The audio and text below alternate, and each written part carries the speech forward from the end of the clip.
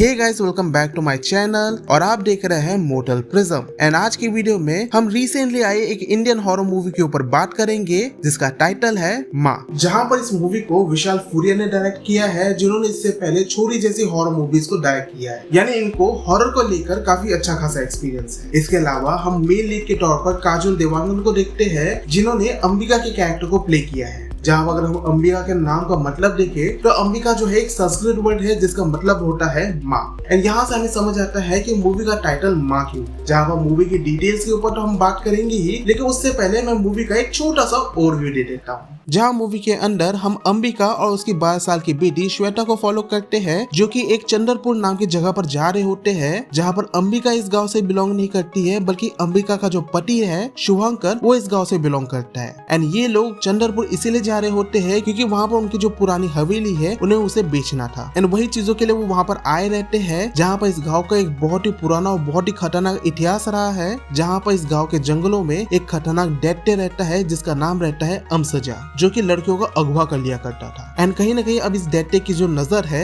वो अंबिका की बेटी श्वेता के ऊपर है। एंड इसका एक बहुत ही अच्छा खासा रीजन भी मूवी के अंदर प्रेजेंट किया गया है कि ये दैत्य श्वेता के पीछे क्यों पड़ा हुआ है। जहाँ पर आगे स्टोरी में क्या होगा, चीजों को किस तरीके से दिखाया जाएगा, वो सारी चीजें जानने के लिए आपको ये मूवी देखनी पड़ेगी।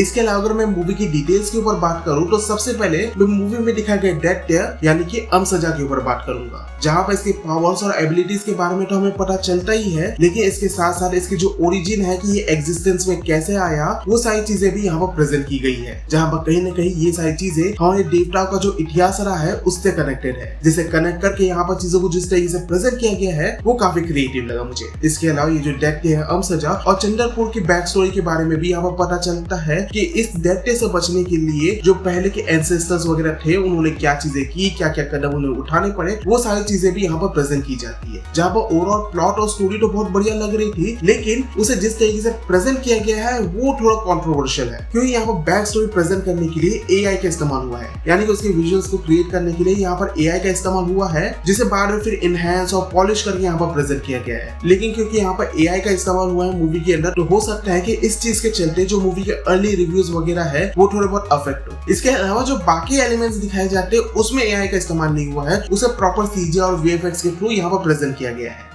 जहाँ पर हम सीधे मूवी की प्रोडक्शन क्वालिटी की बात कर ले तो डेफिनेटली यहाँ पर जो सीजी और वीएफएक्स एलिमेंट प्रेजेंट किए गए हैं एंड नॉर्मली जो हमें हॉरर मूवीज वगैरह देखने को मिलती है उसके कंपैरिजन में यहाँ जो वीएफएक्स और सीजी एलिमेंट हमें देखने को मिले हैं वो थोड़ा ज्यादा डिटेल लगते हैं देखने में। इसके अलावा अगर हम मूवी के सिनेमाटोग्राफी की बात करें तो वो काफी अच्छा था। म्यूजिक एलिमेंट और जो साउंड ट्रैक वगैरह थे वो भी काफी अच्छे थे। एंड जो पूरी सराउंडिंग जो पूरे एरिया हमें यहाँ दिखाया गया है उसमें काफी अच्छे तरह से बिल्ड किया गया है। वैसे तो यहाँ पर ज्यादा लोकेशन हमें देखने को नहीं मिलता है, लेकिन जो भी लोकेशन जो भी एरिया हमें देखने को मिलता है वो वाला एलिमेंट अच्छा था। इसके अलावा अगर हम एक्टर्स की परफॉर्मेंस की बात करें तो काफी जेनरिक सी परफॉर्मेंस हमें यहाँ देखने को मिलती है। जहाँ पर मैं ये नहीं बोलूंगा कि मूवी बहुत ज्यादा कुछ बेहतरीन प्रेजेंट कर रही है, नहीं कुछ एकदम एवरेज सा प्रेजेंट कर रही है। ओवरऑल हमें एक्टर्स की परफॉर्मेंस देखने को मिलती है वो डिसेंट ही है। जहाँ पर इन सब से हट के अगर मैं मूवी के मेन एलिमेंट के ऊपर बात करूँ यानी कि मूवी के हॉरर के ऊपर बात करूँ तो वो काइंड ऑफ वीक था। मतलब मेरी थोड़ी ज्यादा एक्सपेक्टेशन थी इस मूवी से लेकर कि जितना चीजें प्रेजेंट की गई थी ट्रेलर में उससे कुछ ज्यादा हमें यहाँ पर देखने को मिलेगा एंड वो चीजें काफी डरावनी और काफी स्कैरी रहेगी।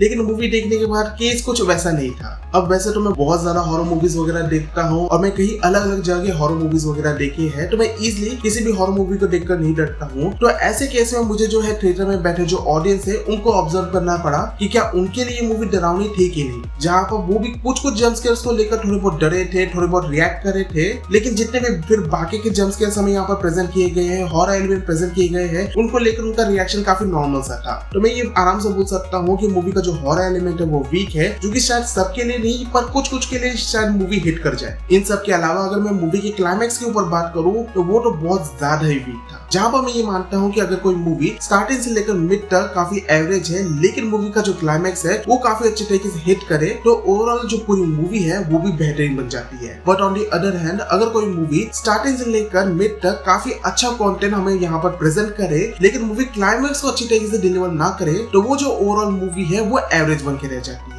एंड इस मूवी के साथ भी वैसा ही कुछ केस है। जहाँ पर मूवी का जो एंडिंग है मैं उसे ज्यादा स्पॉइल तो नहीं करूंगा, लेकिन ओवरऑल इतना बता देता हूँ कि वो कुछ ज्यादा बढ़िया हिट नहीं की। मतलब थ्रू आउट द मूवी जिस तरीके से चीजों को प्रेजेंट किया गया था, जो स्टोरी प्रेजेंट की गई थी, जो चीजों को सेटअप किया गया था, तो आप एक्सपेक्ट करते हो कि भाई जो आखिरी का क्लाइमैक्स है वो बहुत ज्यादा एपिक होगा। लेकिन फिर जब क्लाइमैक्स आता है तो वो चीजें बहुत सिंपली निकल जाती है एंड उसे प्रेजेंट करने के लिए भी यहाँ पर बहुत ज्यादा स्लो मोशन वगैरह का इस्तेमाल किया गया है। एंड जैसे वो बैटल सीक्वेंस पूरा खत्म होता है तो ऐसा फील ही नहीं होता है कि बैटल सीक्वेंस खत्म हो चुका है। ऐसा लगता है कि हमें और भी कुछ नया दिखाया जाएगा, पर नहीं, उसी पॉइंट पे चीजें एंड हो जाती है। एंड वो चीज मुझे बहुत डिसअपॉइंटिंग लगा। मतलब मैंने एक्सपेक्ट तो किया था कि शायद इसका एंडिंग बहुत बढ़िया होगा। जहां बस सारे फैक्टर्स को मद्देनजर रखते हुए अगर इस बारे में बात करूं कि क्या आपको ये मूवी देखनी चाहिए कि नहीं, तो मैं बोलूंगा कि इस मूवी को आप एक ट्राई जरूर दीजिए, क्योंकि बॉलीवुड के अंदर ऐसी यूनिक कॉन्सेप्ट की जो मूवीज है वो कमी देखने को मिलती है। हमें तो पता ही है कि हॉरर के नाम पर आजकल हॉरर कॉमेडी ज्यादा प्रेजेंट की जाती है, तो काफी समय बाद हमें कुछ ऐसा कंटेंट देखने को मिला है जिसे मैं सपोर्ट करने तो जरूर बोलूंगा। एंड अगर ये थिएटर्स के अंदर काफी अच्छा परफॉर्म करेगी तो हो सकता है कि आगे जाके हमें और भी ऐसे यूनिक कॉन्सेप्ट की मूवीज देखने को मिलेगी। एंड अगर आप फैमिली के साथ कोई मूवी देखना चाहते हैं तो डेफिनेटली ये काफी अच्छी चॉइस रहेगी।